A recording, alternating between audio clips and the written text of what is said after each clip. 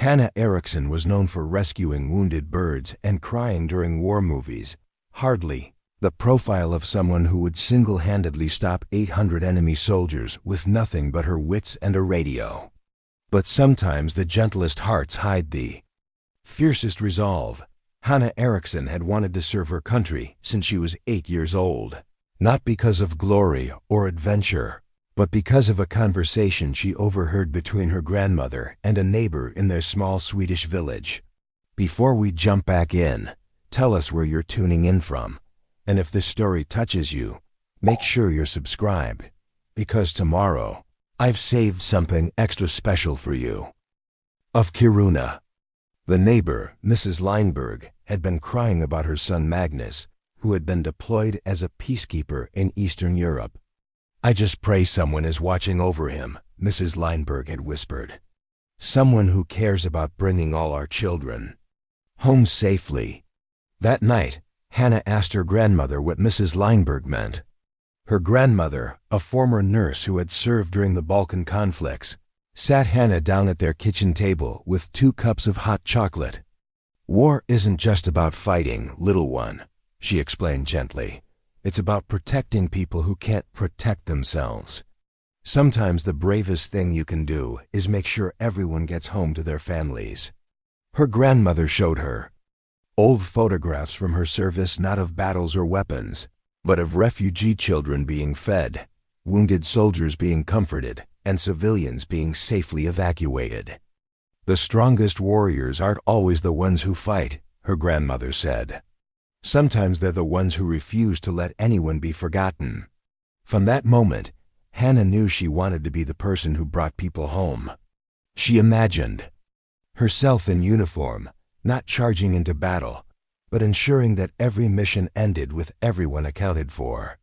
She dreamed of being the voice on the radio that guided lost soldiers to safety, the strategist who found ways to protect civilians, the leader who never left anyone behind. Her path seemed clear and noble.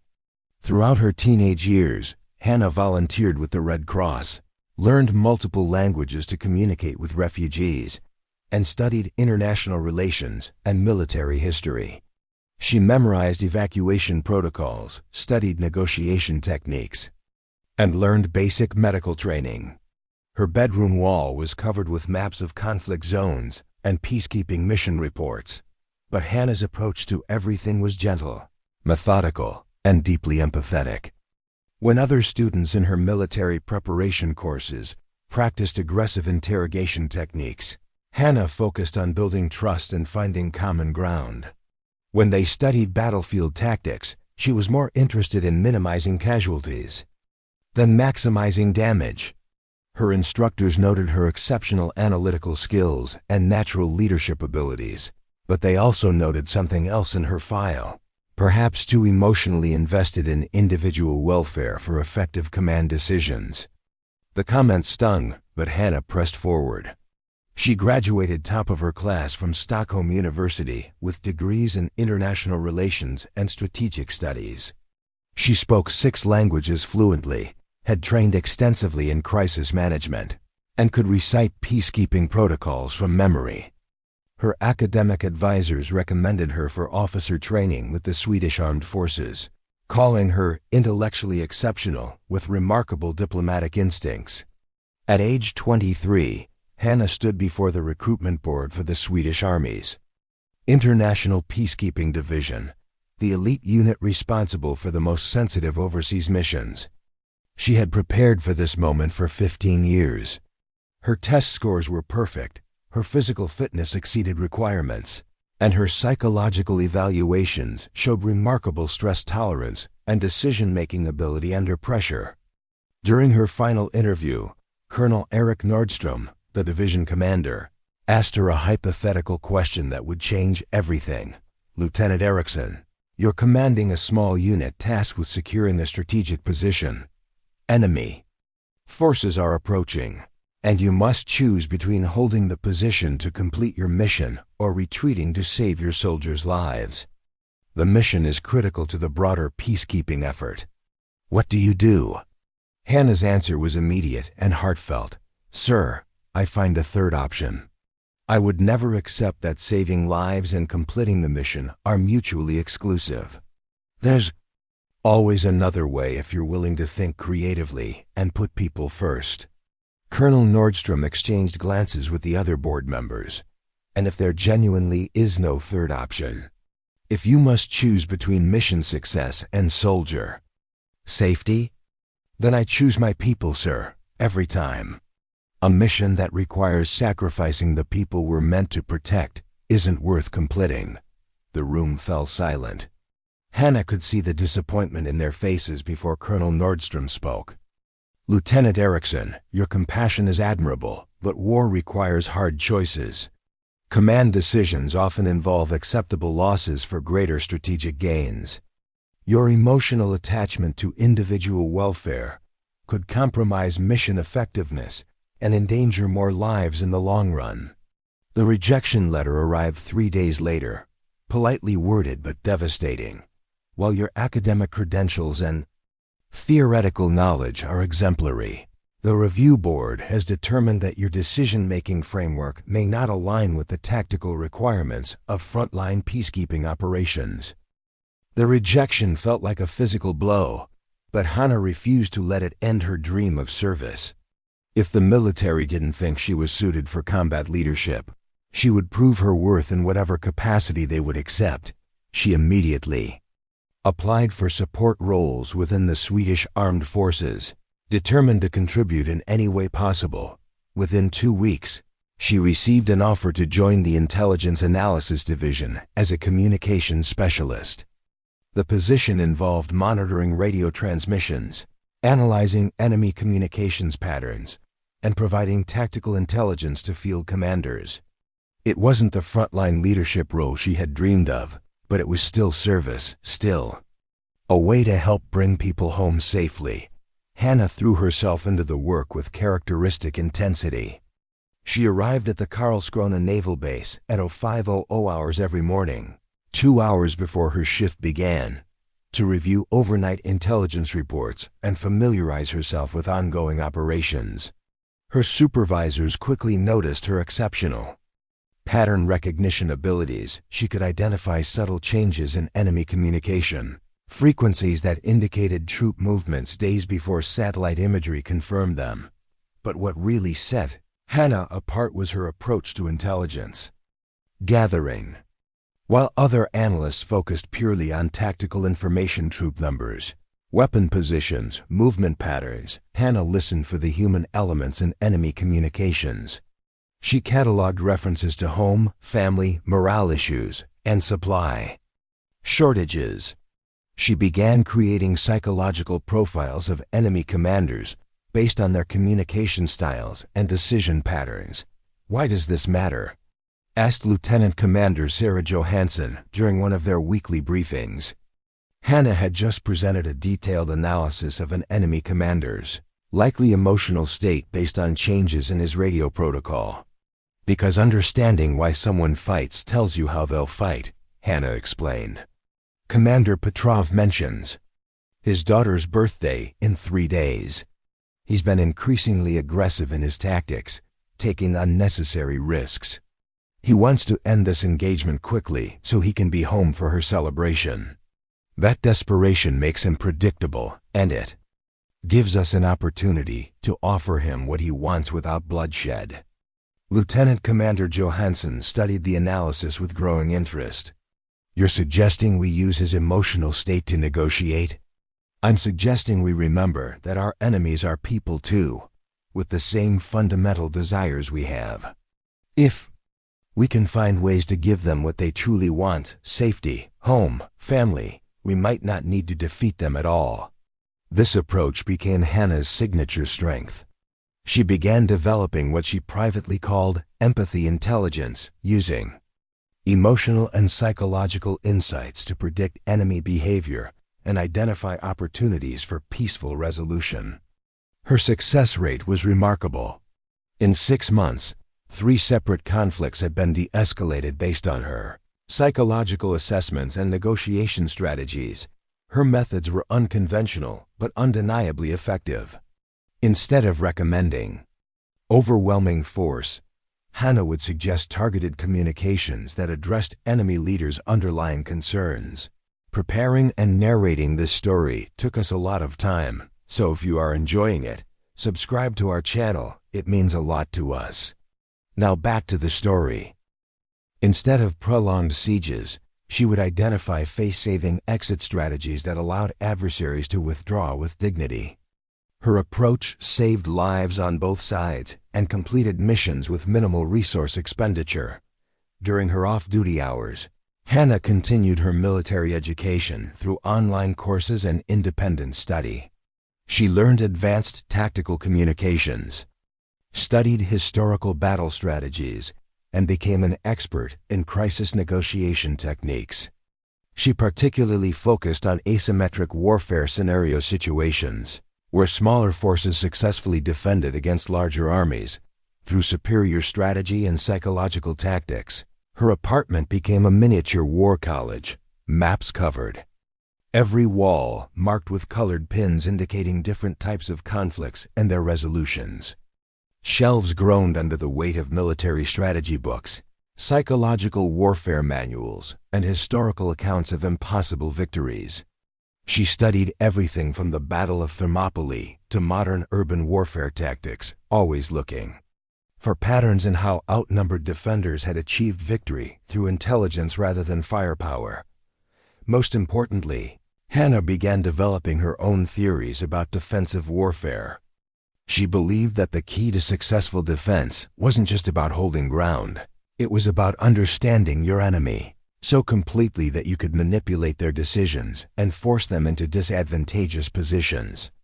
She filled notebook after notebook with tactical scenarios, always working through problems from the perspective of the defender, who had to do more with less. Her colleagues began seeking her advice on difficult intelligence problems, and her reputation for creative solutions spread throughout the base.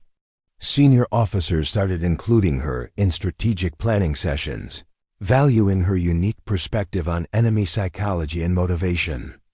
But despite her growing influence and success, Hanna still felt like she was operating on the periphery of the action she truly wanted to be part of. She dreamed of field command, of being the voice that guided troops through dangerous situations, of being personally responsible for bringing everyone home safely. Every successful mission she supported from the intelligence center reminded her that she was helping from a distance rather than leading from the front. She was grateful for the opportunity to serve, but the ache of unfulfilled ambition never completely disappeared. What Hanna didn't realize was that her unconventional intelligence work and her deep study of defensive tactics were preparing her for a moment when traditional military thinking would prove inadequate, and only someone who truly understood the human heart of warfare would be able to find a way forward. Part 3. The moment of excellence. 18 months into her intelligence role, Hanna's unique analytical abilities were put to their most significant test yet. The Swedish peacekeeping force had been deployed to the fictional nation of Moldavia, where ethnic tensions had erupted into a complex three-way conflict involving government forces, separatist rebels, and international mercenaries hired by mineral extraction companies. The situation had deteriorated rapidly when a Swedish patrol was taken hostage by the separatist group known as the Mountain Liberation Front.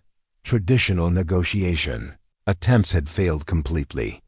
The rebels' leader, a former university professor named Viktor Kozlov, had proven immune to standard diplomatic pressure and military threats.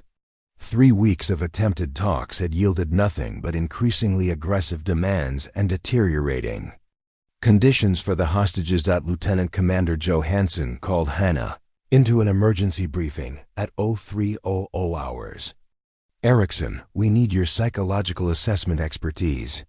Our negotiators are getting nowhere and we're running out of time. Command is considering a rescue operation, but the hostages are being held in a fortified mountain compound that would be nearly impossible to assault without significant casualties. Hanna spent the next 72 hours immersed in everything they knew about Viktor Kozlov.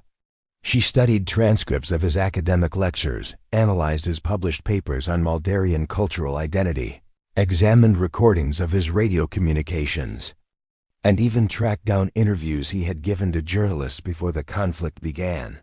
What she discovered surprised everyone, including herself. Viktor Kozlov wasn't a typical rebel leader motivated by power or money. He was a man driven by profound grief and a desperate need to preserve something he saw as disappearing forever.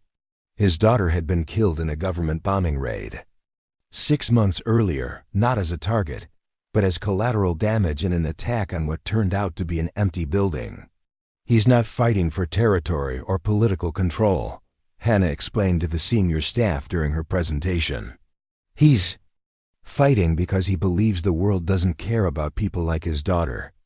Every aggressive demand, every escalation, it's not about winning. It's about forcing someone to acknowledge that her life mattered. Colonel Anders Lindquist, the mission commander, frowned at her assessment. That's all very psychological, Eriksson, but how does understanding his grief help us get our people back? Hanna pulled up a map of the region on the main screen. Sir, look at the pattern of his attacks. He's not targeting military installations or strategic resources. He's targeting symbols, government buildings, corporate offices, infrastructure projects that represent outside influence. And notice the timing. Every major escalation has corresponded with an anniversary related to his daughter's death or birthday. She clicked to the next slide, showing a timeline of communications. More importantly, listen to how he talks about the hostages in his radio transmissions. He consistently refers to them as the young soldiers and mentions hoping their families don't worry too much. He's not dehumanizing them.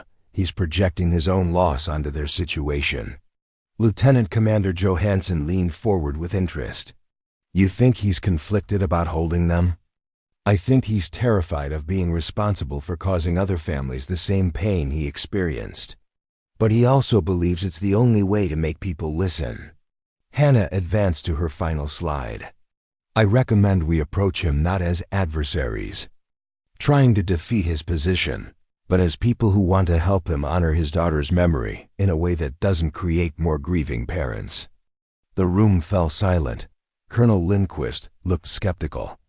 Eriksson, this is a hostage situation, not a therapy session. We need concrete results, not emotional appeals. Sir, with respect, traditional approaches haven't worked. Let me try something different. Give me 20 minutes on the radio with him. If I can't establish meaningful dialogue, then proceed with the rescue operation as planned. After heated discussion among the senior staff, they agreed to let Hanna attempt contact. At exactly 1400 hours, she sat down at the communications console, her hands steady despite the enormous pressure. This wasn't just about proving her methods worked. 3 Swedish soldiers' lives hung in the balance. Viktor Kozlov, this is Swedish intelligence specialist Hanna Eriksson. I know you're listening. I want to talk to you about your daughter. Anya. The radio crackled with static for nearly a minute before Kozlov's voice came through, strained with emotion. You know nothing about my daughter. I know she was studying to be a teacher. I know she volunteered at the children's hospital every Saturday. I know she wrote poems about the mountains she loved. Hanna's voice remained calm and respectful. And I know you're fighting so hard because you can't bear the thought that she died and the world just moved on as if she never existed. There was a longer pause. When Kozlov spoke again, his voice was barely above a whisper. Why are you saying these things? Because I understand what it feels like to watch people treat individual lives as acceptable losses. Because I believe that your daughter's life mattered. And because I think there's a way to honor her memory that doesn't require creating more families like yours.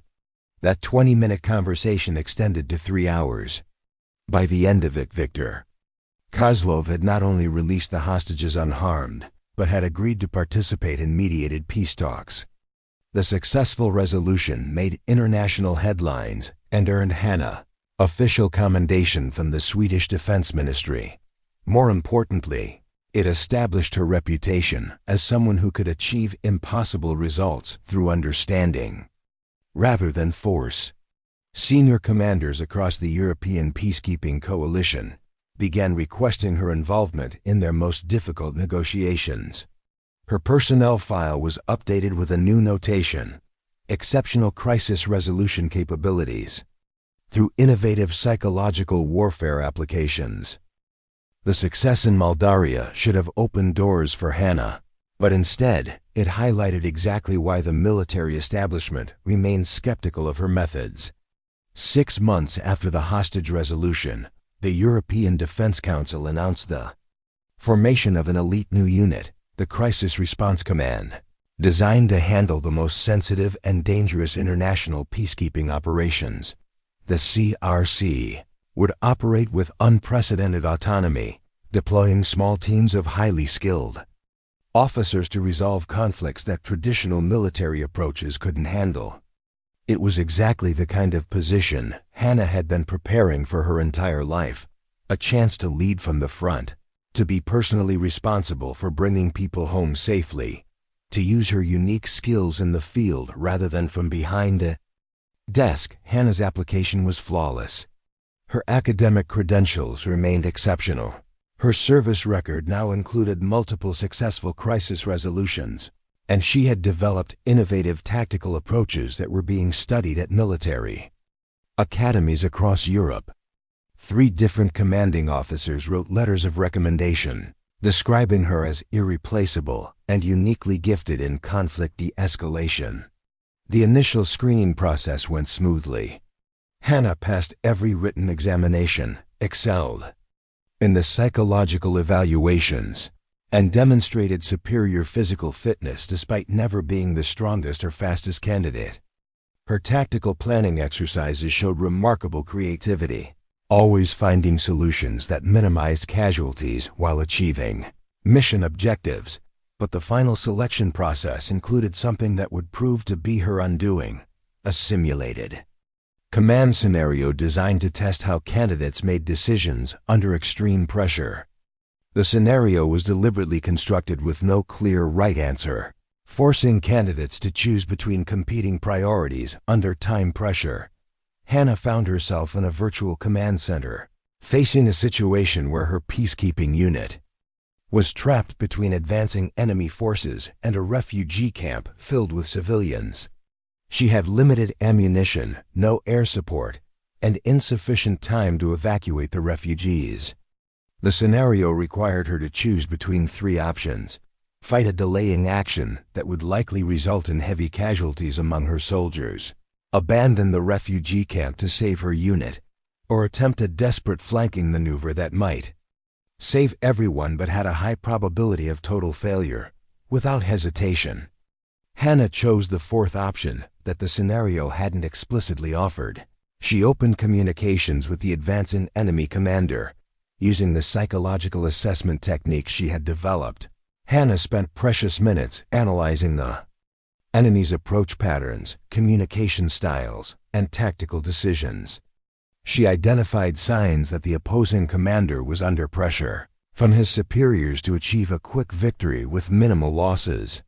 Based on this assessment, she crafted a proposal: a temporary ceasefire that would allow both sides to claim victory while protecting the civilians. Her negotiation was brilliant, creative, and ultimately successful within the simulation. She managed to de-escalate the entire conflict, save all the refugees, and preserve her unit all without firing a shot.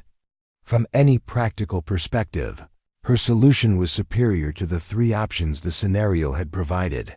But when the simulation ended, the evaluation panel was not impressed.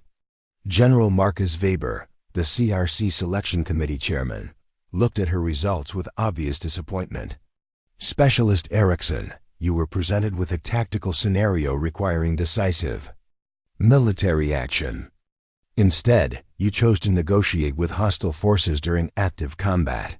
Sir, my approach achieved all mission objectives with 0 casualties. The refugees were protected, my unit remained intact, and the conflict was resolved." This was a combat leadership assessment, not a diplomatic exercise, General Weber replied firmly. In real warfare, Enemies don't always respond to psychological analysis and emotional appeals. Sometimes soldiers must be willing to engage in decisive action, even when that action involves acceptable losses. Colonel Lindberg, who had joined the selection committee specifically to support Hanna's application, tried to intervene. General Specialist Eriksson's track record speaks for itself. Her unconventional methods have saved lives and achieved mission success repeatedly. General Weber's expression remained stern. Colonel, war is not a psychology experiment. Combat leadership requires the ability to make hard choices quickly, without hesitation, and without being paralyzed by concern for individual welfare. Specialist. Eriksson's emotional approach to warfare, while admirable in support roles, demonstrates a fundamental incompatibility with command responsibility. He gestured to her simulation results. When faced with a scenario requiring tactical decisiveness, she chose to extend the engagement and increase risk to her unit in order to pursue an idealistic outcome. That kind of decision-making could get an entire unit killed in real combat. The final evaluation was delivered with cold professionalism. While Specialist Eriksson possesses exceptional analytical skills and has demonstrated value in intelligence and negotiation roles, the selection committee has determined that her decision-making framework is too emotionally driven for crisis response command leadership positions. Her unwillingness to accept necessary tactical losses and her tendency to prioritize individual welfare over mission parameters make her unsuitable for combat command.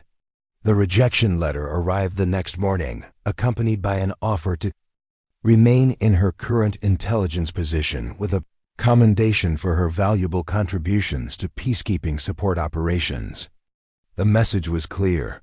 She could continue helping from the sidelines, but she would never be trusted with frontline command responsibility. Hanna sat in her apartment that evening, staring at the rejection letter while surrounded by the maps and strategy books that had sustained her dream for so many years. For the first time since her grandmother's kitchen table conversation about bringing people home, she wondered if she had been wrong about her calling. Maybe the military was right. Maybe being too soft for war meant she was simply too soft for the kind of leadership that real crisis situations required. The days following her rejection from the Crisis Response Command were the darkest of Hanna's military career. She found herself questioning not just her methods, but her fundamental understanding of what service meant. The officers she respected had essentially told her that her greatest strength, her refusal to accept unnecessary casualties, was actually her greatest weakness.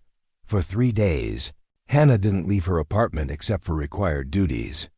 She went through the motions at the intelligence center, completing her assignments with mechanical efficiency, but without the passionate engagement that had always defined her work. Her colleagues noticed the change immediately. The woman who had arrived each morning with new ideas and innovative approaches now sat quietly at her station, analyzing communications with professional competence, but none of her former enthusiasm. Lieutenant Commander Johansson found her in the break room on the 4th day, staring at a cup of coffee that had long since gone cold. "Eriksson, you've been different since the CRC decision came down. Want to talk about it?" Hanna looked up with tired eyes. "Ma'am, was I wrong to think my approach could work in real combat?" The evaluation panel seemed convinced that my methods are fundamentally unsuited for leadership. "That's a hell of a question," Johansson replied, sitting down across from her. "What do you think?" "I keep replaying the simulation scenario. Maybe I should have just picked one of the 3 options they provided. Maybe trying to find a 4th way was just naive idealism." Hanna's voice carried a note of defeat that her commander had never heard before. "General Weber said war isn't a psychology experiment. Maybe he's right." Johansson studied her for a long moment. "Hanna, in the 18 months I've worked with you, you've prevented 3 conflicts from escalating, negotiated the release of hostages that everyone else had written off as lost, and developed intelligence techniques that are now being taught. at military academies.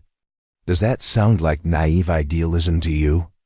But those were support roles, intelligence work, negotiation from a position of safety. Hanna shook her head. Combat leadership is different. When bullets are flying and people are dying, maybe there isn't time for psychological analysis and creative solutions. Or maybe, Johansson said quietly, that's exactly when those skills matter most. That conversation planted a seed of renewed determination in Hanna's mind. Over the following weeks, she made a conscious choice to recommit to her principles rather than abandon them. If the military establishment believed her approach was too soft for combat, she would prove them wrong by becoming even better at what she did. She threw herself back into her intelligence work with renewed intensity, but now with a specific focus. Instead of just analyzing enemy psychology for strategic advantage, she began studying how psychological principles could be applied in direct combat situations. She researched historical examples of outnumbered forces achieving victory through psychological warfare, deception, and strategic manipulation of enemy decision-making. Hanna spent her evenings developing what she privately called combat empathy, the ability to understand and predict enemy behavior, even in high-stress violent situations. She created detailed psychological profiles of various enemy commander types, identifying their likely responses to different tactical pressures. She studied how fear, anger, overconfidence, and desperation affected military decision-making. Most importantly, she began developing contingency plans for scenarios where traditional military responses would be inadequate. What if a small force had to hold against overwhelming numbers? What if conventional weapons were insufficient? What if the mission required protecting civilians while engaging hostile forces? For each scenario, Hanna crafted psychological and tactical approaches that could multiply the effectiveness of smaller, more flexible units. Her renewed dedication didn't go unnoticed. Within 2 months, her work quality had not only returned to its previous excellence, but had exceeded it. She was generating insights that were influencing strategic decisions at the highest levels of European peacekeeping operations. Her psychological assessments were being used to predict enemy behavior with remarkable accuracy, but the most significant change was internal. Hanna had stopped trying to prove that she wasn't too soft for war. Instead, she had embraced the idea that her compassion and psychological insight were exactly what modern warfare needed. She began to see her rejection from the CRC not as a judgment of her inadequacy, but as evidence that traditional military thinking was inadequate for the complex conflicts of the contemporary world. She started keeping a journal where she recorded her thoughts on the evolution of warfare. "The enemy isn't just trying to defeat our forces," she wrote one evening. "They're trying to break our will, undermine our resolve, and force us into decisions that compromise our values. Traditional tactics focus on destroying their capability to fight, but what if we could destroy their will to fight instead? What if we could make them choose to stop rather than forcing them to stop?" This philosophical shift represented more than just renewed confidence. It represented a fundamental evolution in how Hanna understood her role as a soldier. She wasn't too soft for war. She was developing a new kind of warfare that prioritized psychological victory over physical destruction. Her apartment once again became a center of military study, but now the maps and books were organized around a new premise. Instead of trying to fit her methods into existing military doctrine, Hanna began developing her own doctrine based on psychological principles and humanitarian objectives. She called it victory through understanding, the idea that the most decisive military victories came not from superior firepower, but from superior insight into human nature. What Hanna didn't know was that her renewed focus and innovative thinking were being noticed by people far above her current rank. Her intelligence reports were being forwarded to strategic planning committees, and her psychological assessments were influencing major policy decisions. While she felt isolated from the combat leadership role she desired, she was actually becoming one of the most influential tactical thinkers in the European peacekeeping establishment. Following her rejection from the Crisis Response Command, Hanna was offered a transfer that seemed like a consolation prize, but would ultimately prove to be the most important assignment of her career. The European Defense Council was establishing a new forward observation post in the disputed border region between fictional nations of Valeria and Kastoria, where tensions had been escalating for months. The position was officially titled Senior Intelligence Coordinator for Border Monitoring. Station Echo 7, but everyone understood what it really meant. A prestigious desk job in a remote location, far from any real action.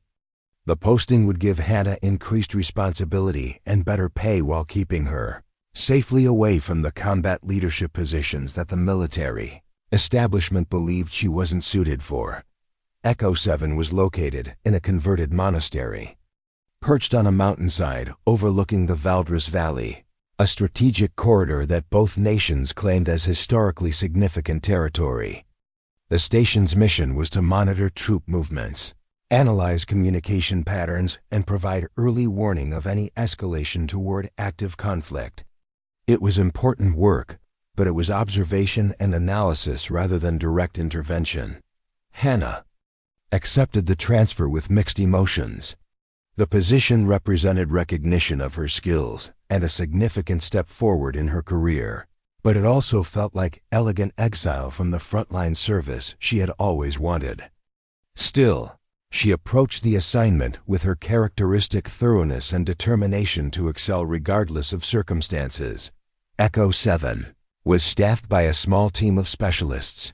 Communications technician Corporal Lars Anderson, a cheerful Norwegian, who could maintain radio contact with stations across 3 countries. Medical officer Lieutenant Elena Vasquez, a Spanish doctor who provided both medical support and psychological counseling for the isolation stress common to remote postings. And logistics coordinator Sergeant James MacLeod, a practical Scotsman who ensured that supplies, equipment, and personnel needs were met despite their remote location. The team was rounded out by 2 junior intelligence analysts, Corporals Maria Santos and David Chun, both recent academy graduates who had specifically requested assignment to Echo 7 because they wanted to learn from Hanna's reputation for innovative analysis techniques. What should have been a quiet, routine assignment suddenly felt like running a small military academy focused on psychological warfare and humanitarian intelligence. Hanna threw herself into making Echo 7 the most effective border monitoring station in the European network. She established comprehensive surveillance protocols that went far beyond simple troop counting. Her team analyzed everything from supply convoy timing to changes in enemy radio chatter patterns, building detailed psychological profiles of both Valerian and Kastorian military leadership. But Hanna's most significant innovation was her approach to understanding the local civilian population. While other monitoring stations focused exclusively on military activity, Echo 7 developed extensive intelligence networks among local farmers, merchants, and refugees who moved through the valley. Hanna realized that civilian behavior often provided the earliest and most accurate indicators of coming military action. She spent weeks learning the local dialect and establishing relationships with village leaders on both sides of the disputed border. These conversations revealed that the conflict wasn't just about territorial control. It was rooted in complex historical grievances, economic pressures, and cultural misunderstandings that had been festering for generations. The Valerians aren't mobilizing because they want to conquer Kastorian territory, Hanna explained during one of her weekly intelligence briefings to Regional Command. They're mobilizing because they're convinced the Kastorians are planning to dam the Valdres River, which would destroy the agricultural economy of 3 Valerian provinces. Meanwhile, the Kastorians are mobilizing because they believe Valerian troop movements indicate preparation for a preemptive strike against their hydroelectric project. Her analysis revealed that both sides were essentially preparing for defensive actions against threats that existed primarily in their own fears rather than in actual enemy intentions. It was a classic case of conflict escalation driven by misunderstanding and miscommunication rather than genuine aggressive intent. Based on this insight, Hanna began developing what she called preemptive de-escalation protocols. Instead of simply monitoring and reporting military buildups, Echo 7 began identifying opportunities to reduce tensions through targeted information sharing and communication facilitation. When Valyrian forces interpreted routine Castorian engineering surveys as military reconnaissance, Hanna arranged for neutral observers to verify the civilian nature of the activity.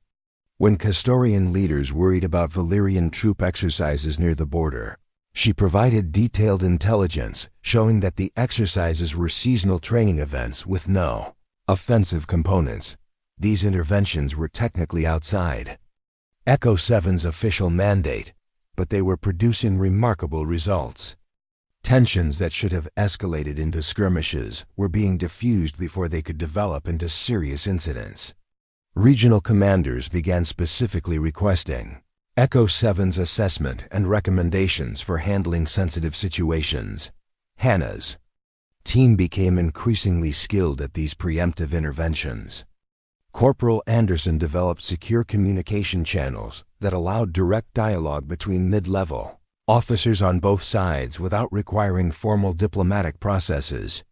Lieutenant Vasquez used her medical expertise to provide humanitarian aid that built trust and goodwill with local populations. Sergeant McLeod's logistical skills enabled rapid deployment of neutral observers and fact-finding missions that could verify or debunk escalating rumors. Most importantly, Corporals Santos and Chun were becoming expert practitioners of Hanna's psychological analysis techniques. They could identify the early warning signs of conflict escalation and develop targeted interventions that address the underlying emotional and psychological drivers of military tension. What emerged was a new model for peacekeeping that prioritized prevention over reaction, understanding over force, and relationship building over strategic deterrence. Echo 7 wasn't just monitoring the border. It was actively managing the psychological and emotional factors that drove conflict in the region. Hanna began to realize that this remote assignment might actually be more important than the combat leadership role she had originally wanted. From Echo 7, she was influencing regional stability in ways that traditional military approaches couldn't match. She was preventing wars rather than just fighting them more effectively. The irony wasn't lost on her. The military establishment had rejected her for being too soft for combat, then assigned her to a position where her softness was becoming the most effective tool for maintaining peace. She was still bringing people home safely. She was just doing it by making sure they never had to leave home in the first place. While Echo 7's official mission focused on intelligence gathering and conflict prevention, Hanna began developing capabilities that went far beyond her assigned duties. The isolation and autonomy of the mountain station provided an unexpected opportunity to experiment with tactical approaches that would never have been approved through official channels. During her evening hours, after completing her regular intelligence duties, Hanna started what she privately called Project Guardian Angel, a comprehensive study of how small, isolated units could defend strategic positions against overwhelming force. She used Echo 7's location and resources to test theories about asymmetric defense that she had been developing since her academy days. The converted monastery's unique position offered natural advantages that Hanna began to understand and exploit. The building sat on a narrow ledge with steep approaches from three sides and only one practical access road. The ancient stone construction provided natural protection against small arms fire, while the bell tower offered commanding views of the entire valley. Most importantly, The complex terrain created numerous choke points where superior numbers could be neutralized by superior positioning. Hanna began conducting unauthorized tactical exercises during her off-duty time, using the monastery's layout to test defensive scenarios. She mapped every room, corridor, and stairway, identifying how a small defending force could channel attackers into predictable patterns and create tactical disadvantages for larger forces. She studied historical sieges and fortress defenses, adapting medieval strategies for modern warfare. Hanna's most significant innovation was applying her psychological warfare expertise to defensive tactics. She realized that defending against overwhelming force wasn't just about physical positioning. It was about manipulating enemy psychology to create uncertainty, doubt, and tactical errors. A defender who understood enemy psychology could multiply their effectiveness far beyond what superior numbers should allow. She began developing what she called psychological force multiplication, techniques for making a small defending force appear larger, more capable, and more dangerous than they actually were. Using her communications expertise, Hanna created sophisticated deception protocols that could convince attacking forces they were facing prepared defenses, even when defenders were improvising desperately. Her work with local civilian networks provided unexpected tactical advantages. The farmers and merchants who provided Echo 7 with intelligence also gave Hanna detailed knowledge of every trail, cave, and hiding place in the surrounding mountains. She began developing contingency plans that used this local knowledge to create the illusion of forces positioned throughout the region. Corporal Anderson proved invaluable in developing communications deception techniques. Together, they created false radio traffic patterns that could simulate multiple defending units, coordinated air support that didn't exist, and reinforcements that were purely fictional. Their systems were sophisticated enough to fool electronic intelligence gathering while remaining simple enough to execute under extreme pressure. Lieutenant Vasquez contributed medical and psychological insights that enhanced Hanna's understanding of how stress and fear affected combat decision-making. They developed techniques for inducing tactical paralysis in attacking forces by creating scenarios where enemy commanders couldn't determine the actual strength or positioning of defending forces. Sergeant McLeod's logistical expertise helped Hanna understand how to maximize the defensive value of limited resources. They practiced rapid redeployment techniques, created multiple supply caches throughout the monastery complex, and developed procedures for maintaining defensive effectiveness even when cut off from external support. Most importantly, corporals Santos and Chun helped Hanna test her psychological assessment techniques under simulated combat conditions. They role-played different types of enemy commanders, allowing Hanna to practice real-time psychological analysis and tactical manipulation under pressure. These exercises revealed how quickly accurate psychological assessment could identify enemy weaknesses and create opportunities for defensive success. What emerged from months of covert preparation was a comprehensive defensive doctrine that combined Hanna's psychological insights with practical tactical innovation. She had essentially turned Echo 7 into a laboratory for developing new approaches to asymmetric warfare, creating capabilities that no military academy had ever taught. Hanna's hidden preparations went beyond tactical planning to include intensive personal training.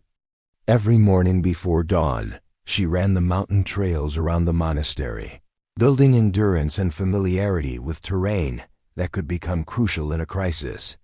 She practiced moving through the ancient building in complete darkness, memorizing every step and potential obstacle.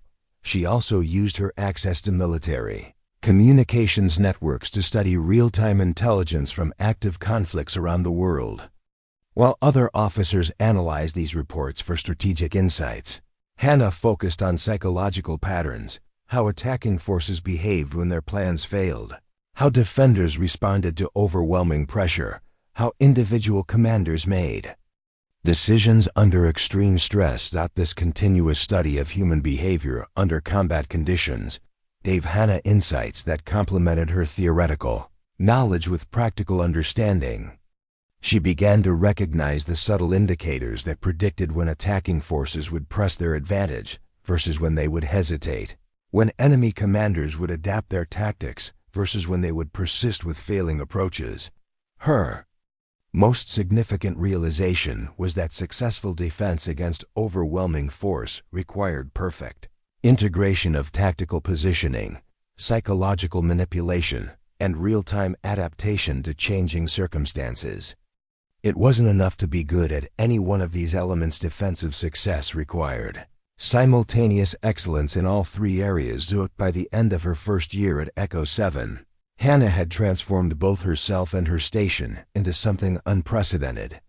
A defensive position that could theoretically hold against forces many times its size through superior psychological warfare rather than superior firepower.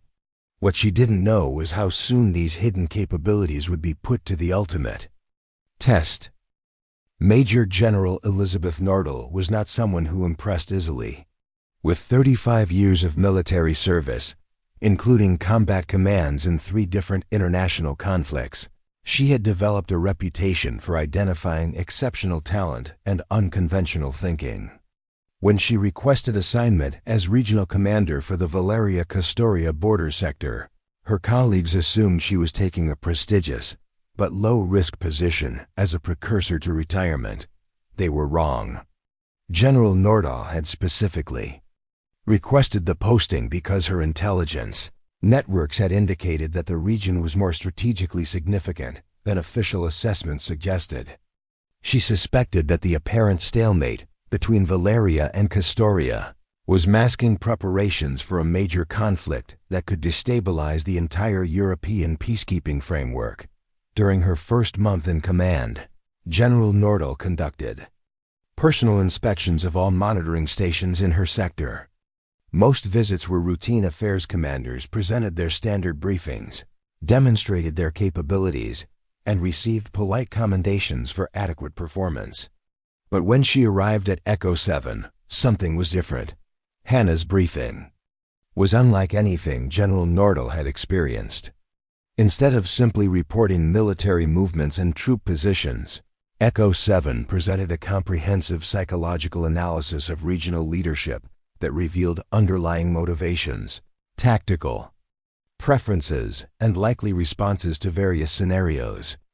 The intelligence was not just accurate, it was predictive in ways that traditional military analysis never achieved.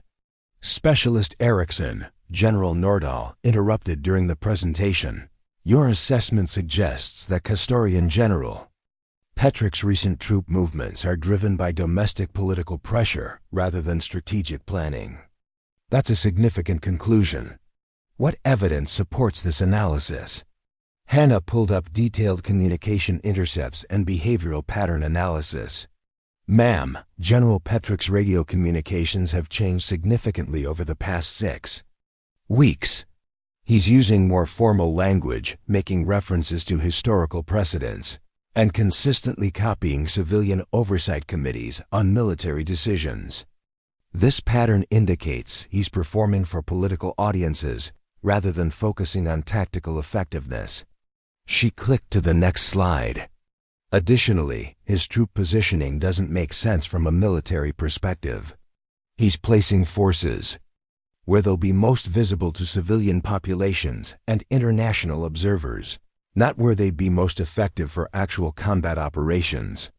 He's trying to demonstrate strength and resolve to political constituencies, not preparing for actual military engagement. General Nordal studied the analysis with growing interest. And how does this assessment change our approach to regional stability? It suggests that General Petrik would respond positively to opportunities that allow him to demonstrate diplomatic leadership rather than military aggression. If we can create scenarios where he can claim credit for peaceful resolution, he'll choose negotiation over escalation.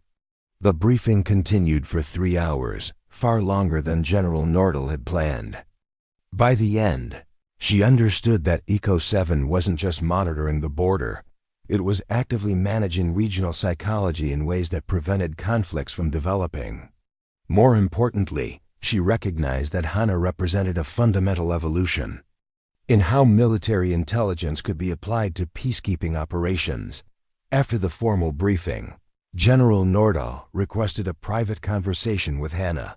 They walked the monastery grounds as afternoon light filtered through the mountain air, discussing military philosophy and strategic theory with the kind of intellectual depth that Hanna had rarely experienced with senior officers. Specialist Eriksson, I've read your personnel file. Your rejection from the Crisis Response Command.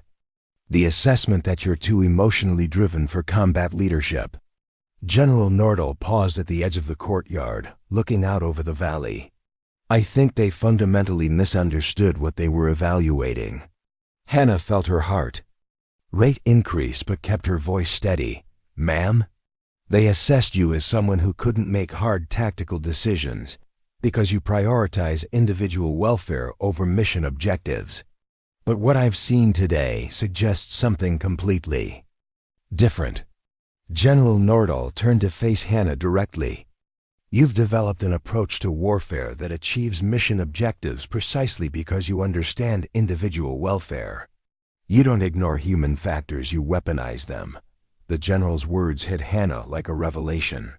For the first time, a senior officer was describing her methods not as weakness disguised as strength, but as a fundamentally different kind of strength altogether.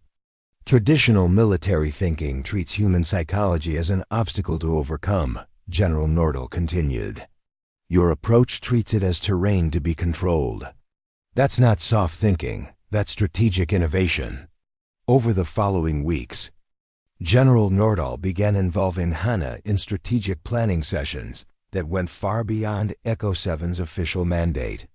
She was asked to provide psychological assessments of enemy commanders, develop influence operations that could prevent conflicts from escalating, and design contingency plans for scenarios where traditional military responses would be inadequate. More importantly, General Nordahl began testing Hanna's tactical theories through increasingly complex scenarios. She presented hypothetical situations where small forces had to hold strategic positions against overwhelming numbers, where conventional defensive tactics would fail, where success required perfect integration of psychological warfare and tactical innovation. Hanna's responses consistently impressed the general. She didn't just identify what needed to be done, she explained exactly how psychological principles could be applied to achieve tactical objectives that seemed impossible through conventional approaches. Her plans were detailed, practical, and based on deep understanding of human behavior under extreme stress. Specialist Eriksson, General Nordahl said during one of their strategy sessions, I'm going to share something with you that's not in any official intelligence reports. Our assessment suggests that this region is heading toward a major conflict within the next 6 months. When that happens, traditional peacekeeping approaches are going to prove inadequate. She pulled up classified intelligence showing massive military buildups on both sides of the border. The political pressures that you've been monitoring and managing are reaching a tipping point. Soon, we're going to need people who can think beyond conventional military doctrine. General Nordahl's mentorship represented more than professional development. It was validation that Hanna's unconventional approach represented the future of military leadership rather than a deviation from it. Under the general's guidance, Hanna began to understand that her perceived weakness was actually her greatest strategic asset. Most importantly, General Nordahl began preparing Hanna for responsibilities that would require every capability she had developed, both officially and through her hidden preparations. The general couldn't predict exactly what form the coming crisis would take, but she knew that someone with Hanna's unique combination of skills would be essential for navigating the psychological and tactical challenges ahead. The opportunity to prove her capabilities came unexpectedly during what should have been a routine border incident. A Castorian patrol had accidentally crossed into disputed territory and been surrounded by Valyrian forces near the village of Montpelier, just 15 kilometers from Echo 7. Both sides were claiming the other had initiated aggression, and tensions were escalating rapidly toward what could become the first armed conflict in the region in over 2 years. Standard protocol called for diplomatic intervention through official channels, but General Nordal recognized that formal negotiations would take days to organize while the situation deteriorated by the hour. Radio intercepts indicated that both patrol leaders were under pressure from their superiors to avoid backing down, creating a dangerous standoff where neither side could retreat without losing face. Eriksson, General Nordal's voice crackled. Over the secure communication channel, I'm giving you emergency authorization to intervene in the Montpelier situation. Your mission is to de-escalate the confrontation and extract both patrols without casualties or international incident. Hanna felt her pulse quicken. This was her first opportunity for direct tactical command, the kind of field leadership that had been denied to her for years. But it was also exactly the type of scenario her hidden preparations had been designed for, a situation where conventional military responses would likely fail and creative psychological intervention was essential. Within 30 minutes, Hanna had assembled a small intervention team consisting of Corporal Anderson for communication support, Lieutenant Vasquez for medical assistance and psychological counseling, and 2 local civilian guides who knew the terrain around Montpelier intimately. Her plan was ambitious and unconventional. Instead of trying to negotiate between the 2 military forces, she would manipulate the psychological dynamics to make both sides choose. Escalation. The key to her approach was understanding what each patrol leader really needed. The Castorian lieutenant was a young officer on his first independent command, desperate to prove his competence to superiors who doubted his readiness for responsibility. The Valyrian captain was a veteran nearing retirement, who couldn't afford a career-ending incident that would cost him his pension and reputation. Hanna's first move was to establish separate, secure communication channels with both commanders, presenting herself not as a neutral mediator, but as someone who could help each of them achieve their actual objectives. To the Castorian lieutenant, she offered the opportunity to demonstrate leadership and tactical sophistication. To the Valyrian captain, she provided a face-saving exit strategy that would enhance rather than damage his professional standing. Lieutenant Kozlov, she said over the encrypted channel to the Castorian commander, your patrol's positioning shows excellent tactical awareness. You've turned an accidental border crossing into a defensive advantage that demonstrates exactly the kind of quick thinking your superiors want to see. Simultaneously, she contacted the Valyrian captain. Captain Dubois, your containment strategy is textbook perfect. You've neutralized a potential border incursion without escalating the violence. Your restraint and professionalism are exactly what the situation requires. The psychological manipulation was subtle but effective. Instead of demanding that either side back down, Hanna was reinforcing their professional pride while creating a framework where de-escalation became the tactically superior choice for both commanders. Her next move was even more innovative. Using her network of local civilian contacts, Hanna arranged for the village mayor of Montpelier to formally request humanitarian assistance for elderly residents who needed medical attention. This created a legitimate reason for both military forces to temporarily suspend their standoff while allowing civilian access to the area. Lieutenant Vasquez played her role perfectly, arriving with medical supplies and establishing a temporary aid station that required both patrols to provide security cooperation.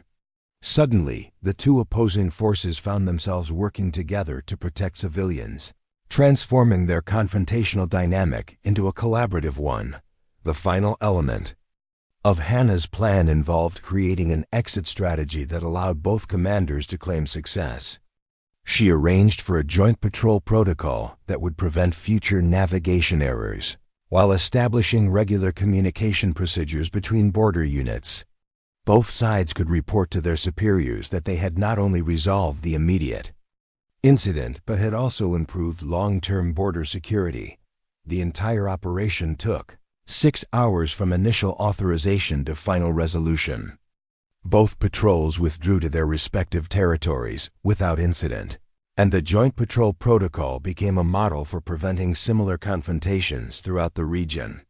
More importantly, both Lieutenant Kozlov and Captain Duboul received commendations from their respective commands for their professional handling of a sensitive situation.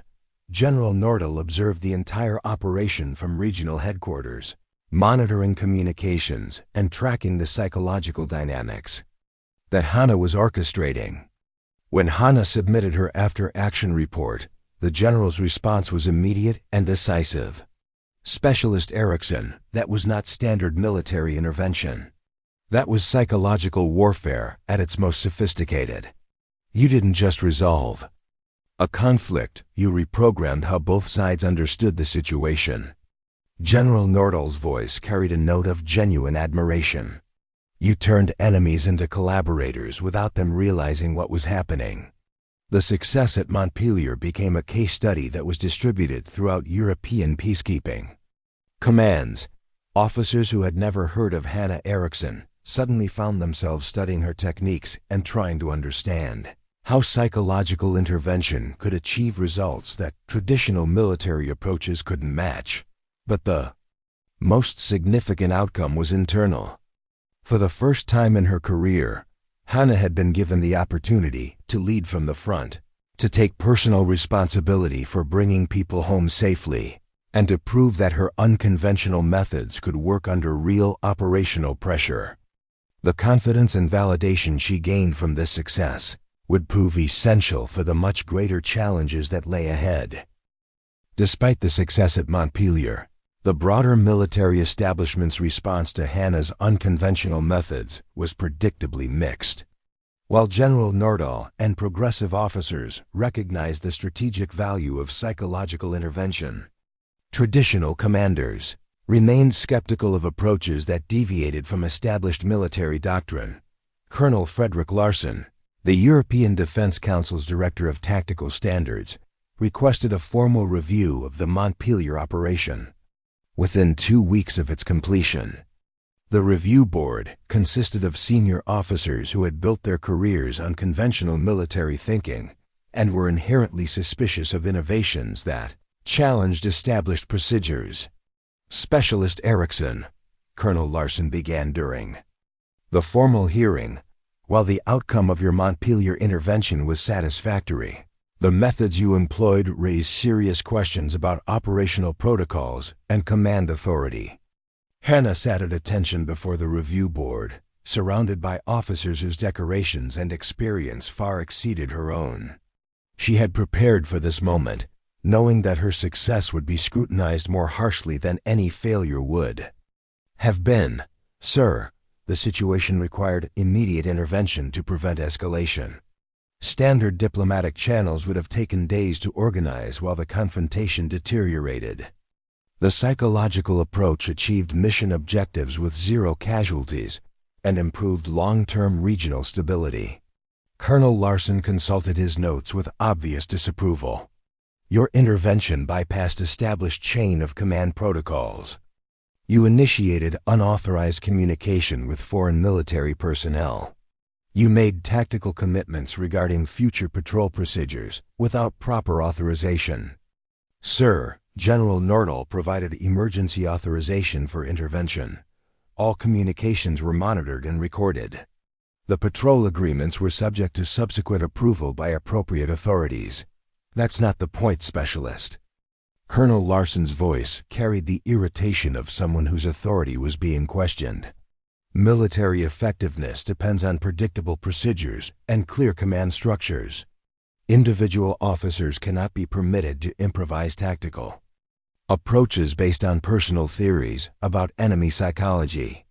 The hearing continued for 3 hours, with board members raising concerns about operational precedent, command accountability, and the risks of encouraging similar unauthorized innovations. The underlying message was clear. Hanna's success was being treated as a dangerous example rather than a valuable achievement. General Nordal testified on Hanna's behalf, providing detailed analysis of why conventional approaches would have failed, and how psychological intervention had achieved superior results with minimal resources. But her testimony was met with polite skepticism from officers who viewed innovation as inherently risky and potentially destabilizing. The board's final determination was delivered with bureaucratic precision, while Specialist Eriksson's intervention achieved satisfactory tactical outcomes. The methods employed represent concerning deviations from established protocols. This board recommends continued assignment to intelligence and analysis roles, with additional training and proper command procedures before any future field operations are authorized. The message was unmistakable. Hanna could continue her intelligence work at Echo 7, but she would not be trusted with independent tactical command again. Her success had been acknowledged, but dismissed as an unrepeatable anomaly rather than evidence of superior methodology. Returning to Echo 7 after the hearing, Hanna felt the familiar ache of institutional rejection. Once again, her greatest success had been reframed as proof of her unsuitability for the leadership roles she most wanted. The military establishment seemed determined to confine her to support functions regardless of her demonstrated capabilities. Her team at Echo 7 sensed her disappointment, but didn't know how to address it. Corporal Anderson offered awkward congratulations on the successful mission while avoiding mention of the review board's criticism. Lieutenant Vasquez suggested that changing military culture took time and that Hanna's methods would eventually gain acceptance. Sergeant MacLeod simply expressed his belief that the review board consisted of bureaucratic idiots who couldn't recognize innovation if it saved their own lives. For several weeks following the hearing, Hanna went through the motions of her regular duties with mechanical efficiency. She continued providing exceptional intelligence analysis and conflict prevention services, but without the passionate engagement that had previously defined her work. The knowledge that her successes would always be dismissed or minimized had created a deep sense of professional frustration. But gradually, something shifted in Hanna's perspective. Instead of viewing the review board's dismissal as validation of institutional prejudice, she began to see it as freedom from institutional expectations. If the military establishment was determined to underestimate her capabilities, she could use that underestimation to her advantage. She returned to her hidden tactical preparations with renewed intensity, developing even more sophisticated defensive strategies and psychological warfare techniques. If she was going to be confined to support roles, she would make herself so exceptionally good at those roles that her value would become undeniable when crisis demanded it.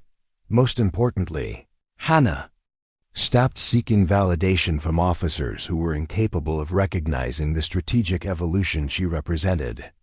Instead, she focused on preparing for the moment when conventional military thinking would prove inadequate, and only someone with her unique combination of skills could find a path forward. General Nordal continued to involve her in strategic planning and tactical consultation, creating an informal network of progressive officers who recognized the value of innovative approaches to peacekeeping.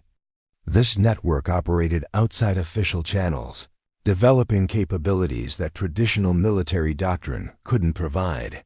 Within 3 months of the review board hearing, Hanna had transformed her apparent defeat into strategic preparation for challenges that hadn't yet emerged.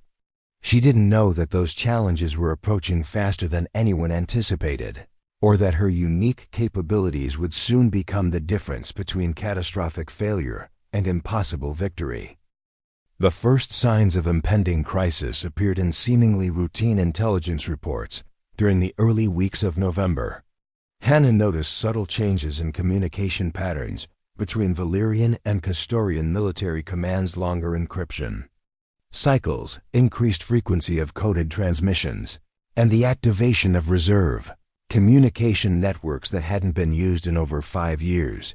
More concerning was the psychological profile emerging from enemy leadership analysis.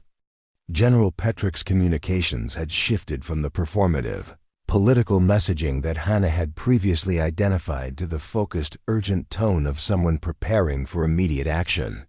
Similarly, Valyrian commanders were using tactical terminology that suggested active operational planning rather than theoretical contingency preparation. General Nordal, Hanna reported during their weekly secure conference call, the intelligence patterns are indicating coordinated military preparation on both sides. This isn't seasonal training or political posturing anymore. Both nations appear to be preparing for actual conflict within the next 30 to 60 days. The general's response was immediate and grave. Eriksson, that assessment aligns with classified intelligence we've been receiving from other sources. Political pressure in both capitals has reached a tipping point. The hydroelectric dam project has become a symbol of national sovereignty for Kastoria, while Valyrian agricultural interests are convinced that the project represents an existential threat to their economy. Over the following weeks, the intelligence picture became increasingly alarming. Satellite imagery showed massive troop buildups on both sides of the disputed border, with forces being positioned not for defensive operations, but for rapid offensive strikes. Supply convoys were moving critical resources toward forward positions, and both armies were conducting final training exercises that simulated cross-border assaults.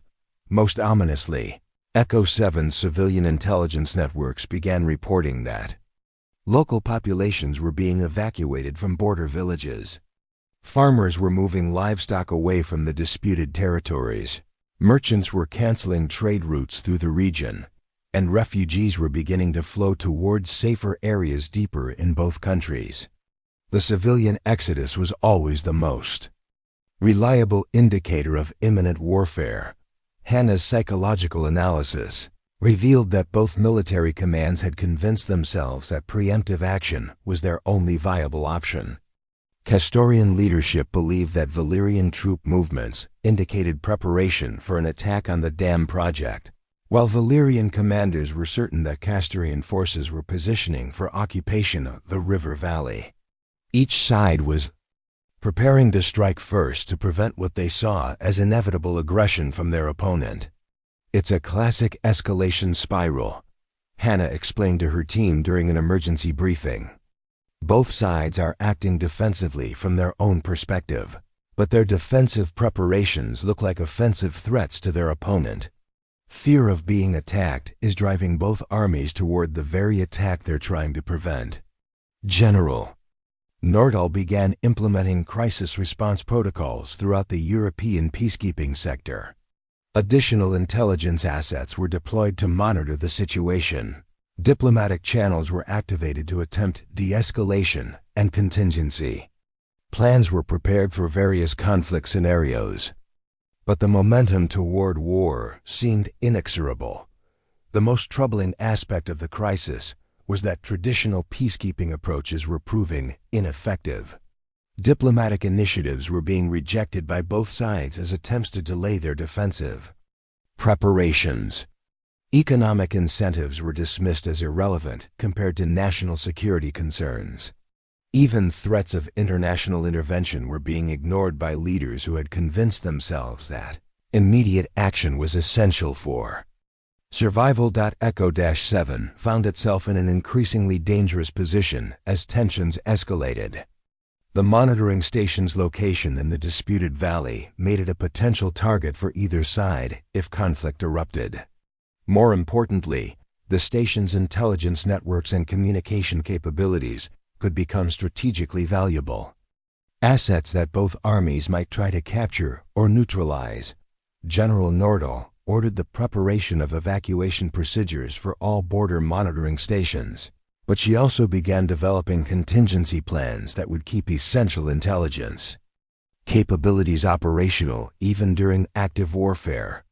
Echo 7's unique position and Hanna's specialized skills made the station too valuable to abandon unless absolutely necessary. During the final weeks of November, the crisis accelerated beyond anyone's ability to control it. A Castorian engineering team working on dam foundation surveys was fired upon by Valyrian border guards who believed they were conducting military reconnaissance. Although no one was killed, the incident provided both sides with the justification they had been seeking for military action. Castorian President Markov announced that the attack on civilian engineers constituted an act of war and that his nation would take all necessary measures to protect its territorial sovereignty and economic development projects. Valyrian Prime Minister Andelic responded by declaring that Castorian military activities near the river represented clear preparation for aggressive action against Valyrian agricultural interests and civilian populations. Both leaders issued ultimatums demanding that the other side withdraw military forces from the disputed region within 72 hours. Neither side had any intention of complying with the other's demands. The countdown to open warfare had begun, and every diplomatic effort to prevent it was failing. Intelligence assessments indicated that the coming conflict would be unlike anything the region had experienced in decades. Both armies had modern equipment, well-trained personnel, and detailed operational plans. The fighting would be intense, destructive, and potentially destabilizing for the entire European peacekeeping framework. What made the situation even more dangerous was that both militaries were planning rapid, decisive campaigns designed to achieve their objectives before international intervention could be organized. This meant that the initial phase of conflict would involve massive, coordinated attacks aimed at overwhelming enemy defenses and establishing irreversible strategic advantages. Hanna realized that Echo 7 was positioned at the epicenter of the coming storm, with nowhere to retreat and no way to avoid becoming involved in whatever happened next. The crisis reached its breaking point on December 3rd at 0347 hours, when Castorian artillery units began what they called preparatory defensive bombardment of suspected Valyrian staging areas. Within minutes, Valyrian forces responded with their own artillery strikes against Castorian positions, and the first full-scale war in the region in over a decade had begun. The initial phases of the conflict unfolded exactly as intelligence assessments had predicted: massive, coordinated attacks designed to achieve rapid strategic dominance. Castorian armored divisions launched simultaneous assaults on 3 different axes, attempting to secure the disputed river valley and establish defensive positions around their hydroelectric project. Valyrian forces responded with mechanized counterattacks aimed at disrupting Castorian advances and protecting agricultural regions. Within 6 hours, both armies had committed their primary offensive forces to combat operations that were developing far beyond what either side had originally planned. The limited defensive actions that both governments had promised their populations had escalated into full-scale conventional warfare involving tanks, artillery, and air support. General Nordal found herself commanding European peacekeeping forces that were completely inadequate for the scale of conflict that had erupted. The peacekeeping framework had been designed for monitoring, mediation, and limited intervention scenarios, not for stopping a war between 2 well-equipped modern armies that were fully committed to achieving military victory. Emergency sessions of the European Defense Council produced nothing but expressions of concern and calls for immediate ceasefire that both warring parties ignored completely. Diplomatic efforts were dismissed by military commanders who were convinced that battlefield success was the only path to meaningful negotiation. Economic sanctions and threats of international isolation were irrelevant to leaders who believed they were fighting for national survival. Most critically, the peacekeeping forces lacked the military capability to impose a ceasefire on armies that didn't want to stop fighting. European peacekeeping doctrine assumed that warring parties would eventually recognize the futility of continued conflict and accept mediated solutions. But both Valyrian and Castorian leadership had concluded that compromise was impossible and that only complete military victory could secure their essential interests. The situation deteriorated further when both sides began targeting what they perceived as enemy intelligence assets.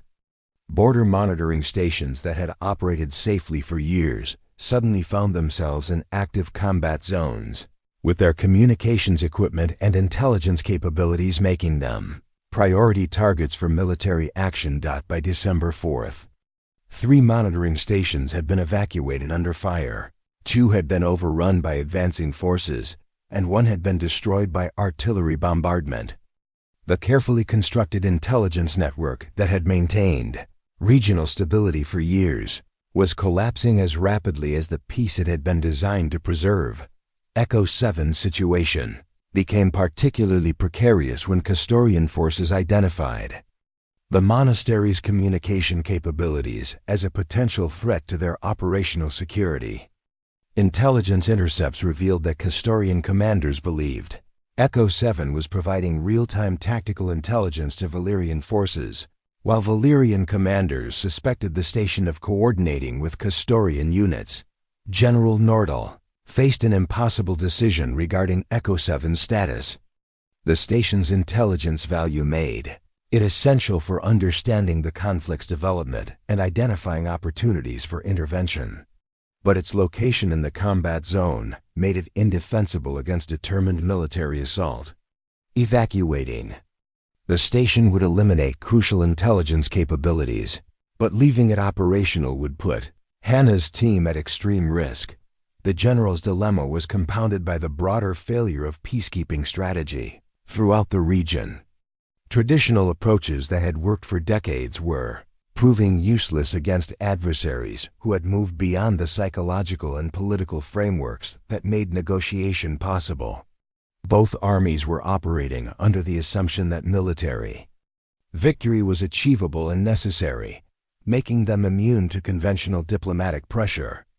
Eriksson, General Nordal's voice, carried the strain of impossible choices during their final secure communication.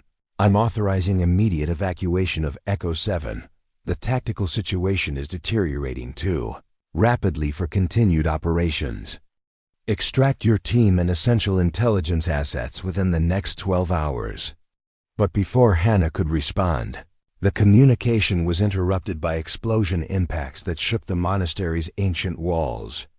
Through the windows, she could see artillery flashes lighting the valley as both armies converged on the strategic corridor that Echo 7 had been monitoring for over 2 years. Corporal Anderson's voice crackled over the internal communication. "System, ma'am. We're receiving multiple radio transmissions indicating that both Castorian and Valyrian forces are advancing toward our position. They're not coordinating their approach. Each side appears to believe the other is already in control of the monastery." The situation had become a tactical nightmare. 2 hostile armies were approaching Echo 7 from different directions, each convinced that the monitoring station was already occupied by enemy forces. The monastery was about to become the focal point of a 3-way engagement, involving forces that vastly outnumbered the small peacekeeping team. Sergeant McLeod's logistical assessment was blunt and terrifying. "Ma'am, evacuation is no longer possible. Both access routes are blocked by advancing forces. We're effectively surrounded by approximately 800 enemy soldiers who think we're working for the other side." Hanna realized that all the conventional solutions had failed simultaneously. Diplomacy couldn't stop armies that were convinced negotiation was impossible. Evacuation couldn't extract personnel from a position that was already surrounded. Military intervention couldn't impose peace on forces that were larger and better equipped than the peacekeeping units available. The system had failed completely, leaving a small intelligence team trapped in an ancient monastery while 2 modern armies converged on their position with lethal intent. Everything that traditional military doctrine said Should work had proven inadequate for the reality of the situation, in that moment of total system failure, Hanna understood that only something beyond conventional military thinking could find a path forward through the impossible situation that was developing around Echo 7. At 0630 hours on December 5th, Hanna stood in the bell tower of the ancient monastery, watching through binoculars as approximately 400 Castorian soldiers approached from the eastern valley, while 400 Valyrian troops advanced from the western ridge. Both forces were moving with the tactical precision of units that believed they were about to engage an entrenched enemy position. Her radio crackled with intercepted communications from both armies. Castorian commander Colonel Dmitry Volkov was coordinating what he called assault on Valyrian intelligence stronghold, while Valyrian Major Elena Rusescu was directing elimination of Castorian observation post. Each side was absolutely convinced that Echo 7 was already occupied and fortified by their enemies. "Ma'am," Corporal Anderson's voice was steady despite the circumstances. "Both forces will reach effective weapons range within 30 minutes. They're going to start shooting at each other with us in the middle." Lieutenant Vasquez had completed her medical assessment of their situation with characteristic efficiency. "We have no wounded yet, but we have no way to treat casualties if this becomes a firefight. The monastery's stone walls will provide some protection from small arms, but not from the artillery support both sides are bringing." Sergeant MacLeod's logistical report was equally grim. "Ma'am, we have defensive positions prepared, but we're facing 800 professional soldiers with modern equipment. Even if we had unlimited ammunition, the mathematics don't work." Corporals Santos and Chun were monitoring communications from both advancing forces, providing real-time intelligence about enemy positions and intentions. Their reports confirmed what Hanna could see through her binoculars: two well-trained armies approaching a collision course with Echo 7 at the center. In any conventional military analysis, the situation was hopeless. 6 peacekeepers with light weapons could not defend against 800 attacking soldiers. Evacuation was impossible with both escape routes blocked. Conventional negotiation was pointless with forces that believed they were already under attack by each other. But as Hanna studied the tactical situation, she realized that conventional analysis was missing the most important factor: psychology.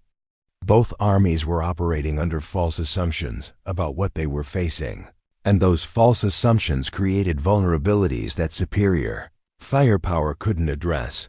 The key insight came from her months of studying defensive warfare and psychological manipulation. She didn't need to defeat 800 soldiers, she needed to prevent 800 soldiers from wanting to fight. And the way to do that was to manipulate their understanding of the situation so completely that continued aggression became psychologically impossible. "Team," Hanna's voice carried a calm authority that surprised even herself. "We're not going to fight our way out of this. We're going to think our way out. Here's what we're going to do." Her plan was audacious beyond anything attempted in modern warfare. Instead of trying to defend the monastery against both armies, Echo 7 would convince both armies that they were fighting the wrong enemy in the wrong place for the wrong reasons. The operation would require perfect timing, flawless execution of psychological deception, and absolute trust in principles that no military academy had ever taught. Hanna's first move was to use Corporal Anderson's communications expertise to establish simultaneous contact with both approaching forces. But instead of identifying herself as a peacekeeping commander, she presented herself as Colonel Elena Nordstrom of European Crisis Response Command, a unit that existed only in the fictional identity she was creating in real time. "Colonel Volkov," she said over the Castorian military frequency, "this is Colonel Nordstrom. My crisis response team has been monitoring your advance on the suspected Valyrian position. However, our intelligence indicates that the monastery has been abandoned for the past 18 hours. Valyrian forces withdrew after receiving intelligence about your planned assault. Simultaneously, she contacted Major Rusescu on the Valerian. Command frequency. Major, this is Colonel Nordstrom, European Crisis Response. We've been tracking the Kasurian unit you're pursuing, but our surveillance shows they evacuated their observation post yesterday after intercepting communications about your counteroffensive. The psychological manipulation was beginning immediately. Instead of telling either side to stop their attack, Hanna was suggesting that their tactical objectives had already been achieved through superior intelligence and strategic planning. Both commanders could claim success without engaging in costly assault operations, but Hanna's masterstroke was yet to come. Using her deep understanding of both commanders' psychological profiles, she began to plant the suggestion that continuing their advance would actually compromise their strategic advantage. Colonel Volkov, if you occupy the abandoned monastery, you'll be silhouetted against the skyline for any Valerian forces in the region. Your current position gives you tactical superiority without the vulnerability of holding exposed terrain. Major Rusescu, advancing to the monastery would leave your forces exposed in the valley floor. Your elevated position provides commanding fields of fire while maintaining mobility for redeployment to more strategically valuable objectives. What followed was the most sophisticated psychological warfare operation ever conducted by a single person against two entire military formations. Over the course of 3 hours, Hanna systematically dismantled both armies' motivation for continued advance by convincing them that their tactical objectives had been achieved, and that further action would compromise their strategic advantages. She provided both sides with fictional intelligence about enemy troop movements that made withdrawal seem like brilliant tactical repositioning. She created imaginary tactical scenarios that made holding the monastery appear strategically worthless. Most importantly, she gradually shifted both commanders' focus from local tactical objectives to broader strategic considerations that required redeployment away from the monastery. The breakthrough came when both commanders began asking for Hanna's assessment of how their forces should be repositioned to maximize their strategic advantage. Without realizing it, both Colonel Volkov and Major Rusescu had accepted her authority as a neutral tactical expert whose advice would help them achieve their military objectives more effectively. By 1400 hours, both armies had withdrawn from the monastery's vicinity, each convinced that they had achieved tactical superiority through superior intelligence and strategic thinking. The 800 soldiers who should have overrun Echo 7 in a devastating firefight had instead been psychologically maneuvered into voluntary withdrawal without firing a single shot. Hanna had held off an entire battalion alone, not through superior firepower or defensive fortifications, but through superior understanding of human psychology and the courage to attempt something that conventional military doctrine said was impossible. When General Nordl's voice finally came through on the secure communication channel, it carried a note of awe that Hanna had never heard from a senior officer. Eriksson, we've been monitoring the entire operation. What you just accomplished shouldn't have been possible. You didn't just prevent a battle. You convinced two hostile armies to cooperate in their own tactical withdrawal. The woman who had been deemed too soft for war had just proven that. Sometimes the greatest military victories come not from the willingness to destroy, but from the wisdom to understand what people really need and the compassion to help them find it without violence. Up next, you've got 2 more standout stories right on your screen. If this one hit the mark, you won't want to pass these up. Just click and check them out. And don't forget to subscribe and turn on the notification bell so you don't miss any upload from us.